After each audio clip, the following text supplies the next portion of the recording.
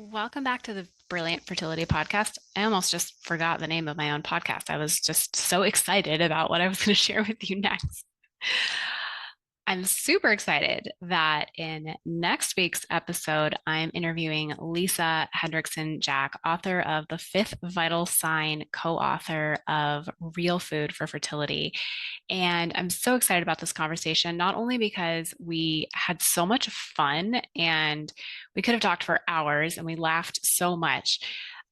We couldn't even include all the laughter, that this conversation is just so needed.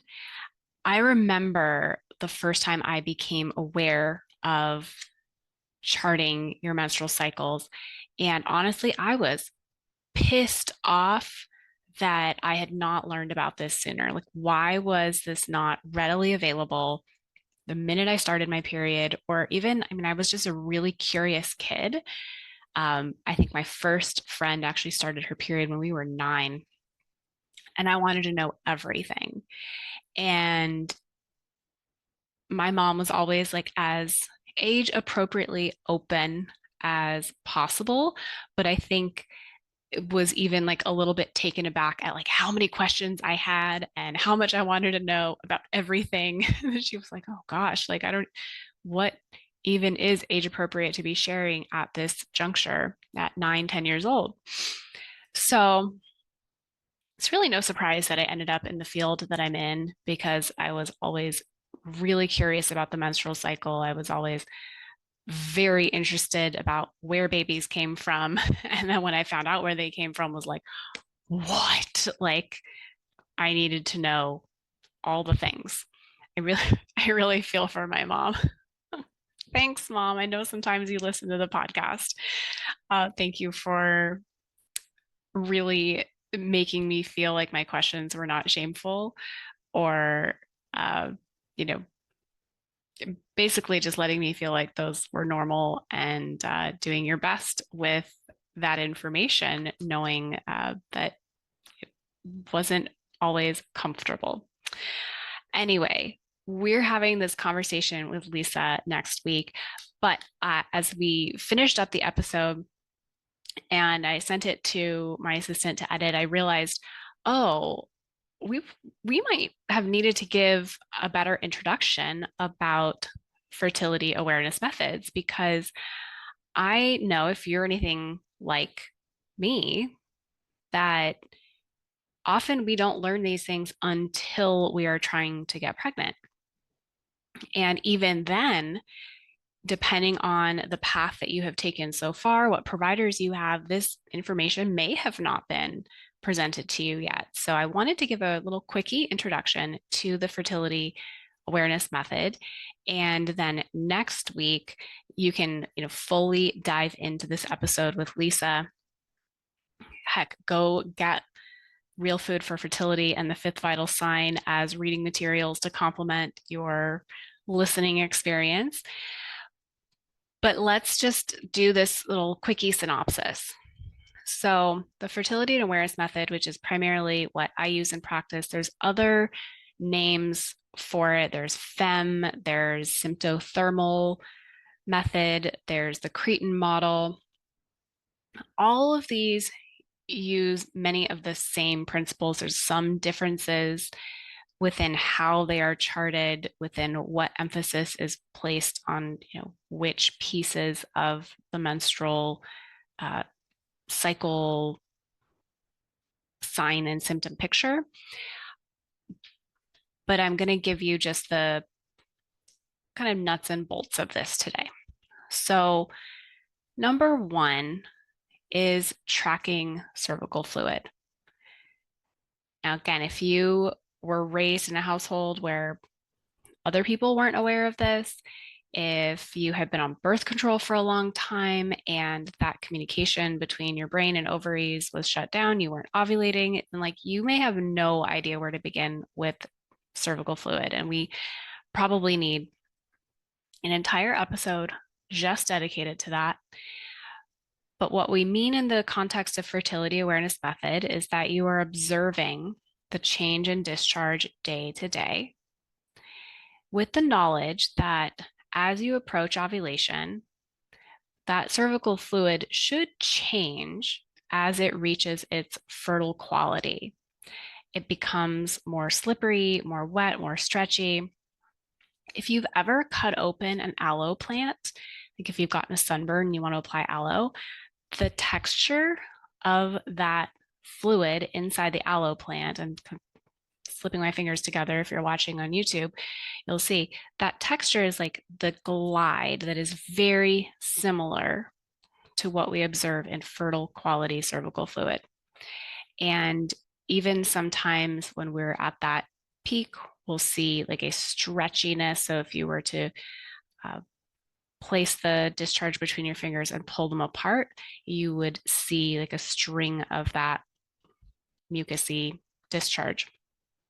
As you can tell, I'm really not grossed out by this stuff anymore. Some people will still say, like, maybe this is TMI, but like, there's no such thing.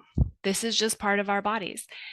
50% of the people out there who have a cervix and a uterus are going to experience this. So let's just normalize it. So as we go throughout our cycle, oftentimes we'll see this pattern of when a period is finishing up, we might have a couple of dry days and then have sticky days, then lotiony days, and then this more slippery, wet, stretchy fluid. There's some variation. Some people will get the very typical egg white quality, where again, like similar to the aloe, if you crack an egg open, you see that egg white texture. Some people, it will feel like they have literally cracked an egg up in there. Some people will feel like it's just more of a glide. It's wet, but it's not as copious. What's important is that you learn to observe your discharge. There's not really comparing it to anyone else's, just like, what does yours look like? And start marking that. So I use an app in the Brilliant Fertility program to help my clients track their cycles and their cervical fluid so that I can see it real time. You can do the good old-fashioned method on a paper chart. There's no wrong way to do it. It's just what works within your lifestyle. The other piece is looking at the basal body temperatures. So this is your resting body temperature after you've been sleeping for minimum 4 hours without moving around. Taking your temperature orally, if you're waking up at the same time every day and you're not, waking up at 2 a.m. to go to the bathroom and then you're up for the day at 5 and you won't get the most accurate result. Like, you want to make sure that you have some consistency if you're using an oral thermometer. If you don't have that consistency, then using a device like the Temp Drop, which I love, or an Oura Ring, which syncs to the Natural Cycles app. These are all ways that you can collect your basal body temperature to tell us more about what's happening in your cycle. What we should see is lower temperatures in the follicular phase that go up after ovulation and they stay up for the rest of the cycle. So we have this biphasic appearance. And there's definitely some individual variation between what temperatures we would expect to see. But what's great about basal body temperature charting is it can also show you, do you maybe have excess inflammation and that's presenting as having a slightly higher temperature? Do you maybe have some subclinical hypothyroidism and that's presenting with a lower than ideal temperature? Do we see this wild sawtooth pattern that tells us that your stress response is kicked into gear, even though you may not subjectively be feeling that? There's so much objective information that those temperatures can give us. I love evaluating a good temperature chart.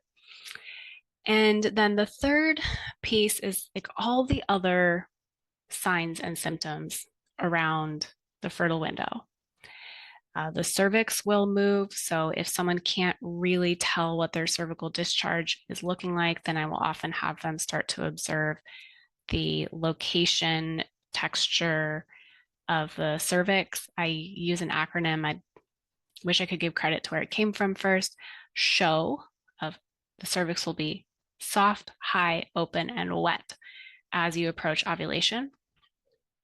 And again, it takes just some comfort with really getting in touch with your body and what it's doing to palpate the cervix and know what it's up to. Not everyone has to do that to know when their fertile window is, but it can be a really helpful complement to also observing the cervical fluid and the basal body temperatures. And then how about other signs and symptoms? So does your energy change? Does your libido change? Do you get really bloated? Do you get Mittelschmerz, which is mid-cycle cramping that can be indicative of ovulation? Do you get these bursts in creativity and feeling more outgoing and like you want to plan everything and you can conquer the world? There's a lot of other little subtle shifts that happen as we have that estrogen surge around ovulation that we're not always in tune with unless you pause and observe and note it somewhere. Now, unfortunately, some people have some more negative symptoms around ovulation, and that can also be indicative of where we need to support them better. So I think what I really want to get through to you today is that I wish everyone had access to the fertility awareness method. I wish everyone had some experience with it before starting to try to conceive so that you can really have this good foundational knowledge of what your body is doing, what your cycle is doing, what it's asking for.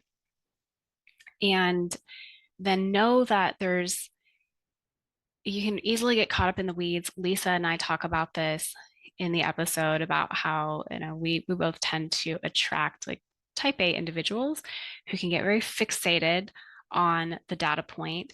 But what's really important to understand is that we actually need a bird's eye view of a cycle.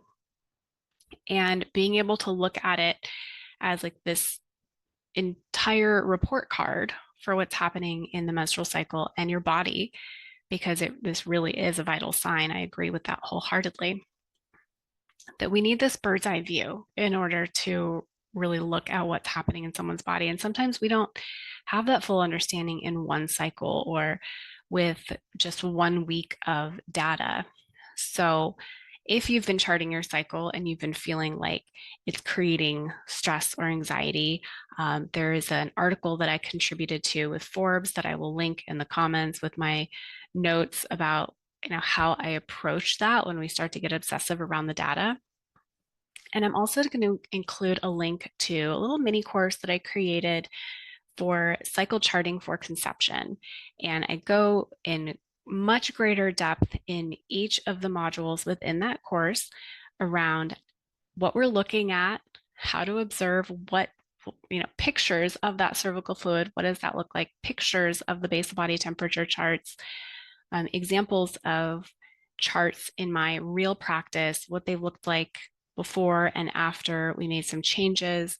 And that's been a really helpful place for people to start understanding their body. It's included in the Brilliant Fertility program. So if you're already in the program, don't worry, like that's in module 2, but we took that out and created our own little mini course around it. If you are interested in diving deeper, I will link that in the show notes today. But keep your questions in mind because we may do a follow-up episode around fertility awareness and the charting principles. So over the next 2 episodes, write down your questions, send them on over so that we can do a follow-up episode for you with all of those questions answered later on. And happy charting. Thanks for listening as always.